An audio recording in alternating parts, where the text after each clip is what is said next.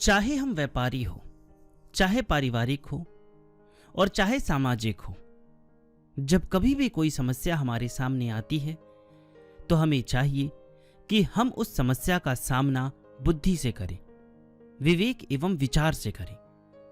परंतु समस्या के समाधान का सबसे आसान तरीका यह है कि हम प्रारब्ध की बात को स्वीकार करें। प्रारब्ध एक ऐसा शब्द है जिसके अंदर एक शब्द में हजारों, लाखों, करोड़ों व्यक्तियों को सुख शांति देने की शक्ति है। अगर आप और हम कोई अच्छा कार्य कर रहे हैं तो निश्चय ही इस सत्कर्म का हमारे भविष्य में बनने वाले प्रारब्ध पर अच्छा प्रभाव पड़ेगा।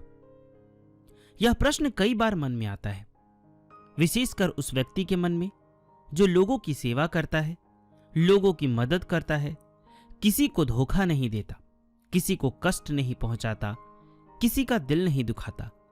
फिर लोग उसे धोखा क्यों देते हैं? लोग उसे परेशान क्यों करते हैं?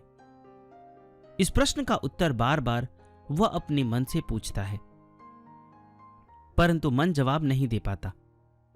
लेकिन जब वह व्यक्ति आध्यात्मिक जगत से संबंध स्थापित करता हुआ, अध्यात्म से भावान्वित होता हुआ हमारे आध्यात्मिक ग्रंथों को पढ़ता है, तब उसके मन को शांति मिलती है और तब उसे पता चलता है कि उसके पुराने प्रारब्ध खराब थे। उसी के कारण वर्तमान में स्वयं अच्छा होते हुए, स्वयं किसी को दुख नहीं देते हुए भी वह व्यक्ति परेशान हो रहा है और कष्ट उठा रहा है तथा लोग उसे तंग कर रहे हैं। ऐसी स्थिति में कई बार आदमी का मन विचलित हो जाता है, वह किम कर्तव्य विमूढ़ हो जाता है और सोचता है कि आखिर मैं क्यों अच्छा रहूं, क्यों अच्छे कार्य करूं। जब अच्छा रहने और अच्छे कार्य करने पर भी लोग मेरे प्रति अच्छा व्यवहार नहीं करते, तब इन सत्कर्मों एवं सदाचरणों से क्या लाभ? ऐसा सोचना केवल स्वयं की ही कमजोरी है, क्योंकि अगर आज हम किसी का अच्छा कर रहे हैं, भला कर रहे हैं, तो उसका पुण्य हमारे आने वाले प्रारब्ध को अच्छा करेगा।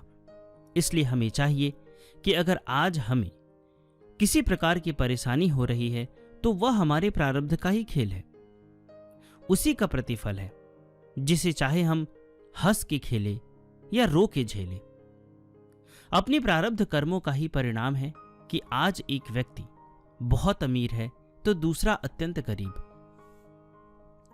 अब तो हम अपने पूर्व निर्मित प्रारब्ध के बारे में कुछ कर नहीं सकते, परंतु भविष्य में अपना प्रारब्ध अच्छा बने उसके लिए तो हम सत्कर्म कर ही सकते हैं। अतः हमको चाहिए कि हम अपने पुराने प्रारब्ध को दोष न दें, अगले जन्म के प्रारब्ध को पवित्रतम और श्रेष्ठतम बनाने के लिए उत्कृष्टतम सत्कर्म करते रहें, जिससे पुराने प्रारब्ध के दोष इसी जन्म में समाप्त हो जाए और इस समय के किए सत्कर्मों से भविष्य के अच्छे प्रारब्ध का निर्माण हो। परिवार में अशांति, व्यापार में साझेदार द्वारा धोखा, सामाजिक संगठन में अपने ही मित्रों द्वारा विश्वासघात, यह सब नासवान जगत की बातें हैं। हमें इन बातों से लगाव न रखकर अपने प्रारब्ध के ऊपर आस्था रखनी चाहिए। ऐसी आस्था रखने पर हमारा वर्तमान और भविष्य निश्चित रूप से सुदृढ़ होगा और हमें किसी प्रकार की मानसिक चिंताएं तथा तनावग्रस्त करने वाली शक्तियां हरा नहीं सकती। अतः हमारे जीवन में अगर कोई परेशानी, कोई समस्या आती है तो धैर्यपूर्वक अविचलित भाव से हमें केवल अपना कर्तव्य करते रहना चाहिए, सन्मार्ग पर निरंतर बढ़ते ही रहना चाहिए। जब हम ऐसा करते रहेंगे तब हम पाएंगे कि अच्छे कर्मों के संपादन से ही पुराने संचित कर्म क्या प्रारब्ध के पाप कटते जाते हैं।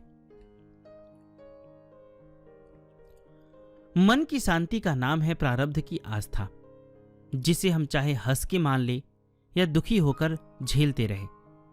इसी कर्म योग का संदेश देते हुए भगवान श्री कृष्ण ने कहा है, हे अर्जुन, तेरा कर्म करने में ही अधिकार है, उसके फलों में कभी नहीं।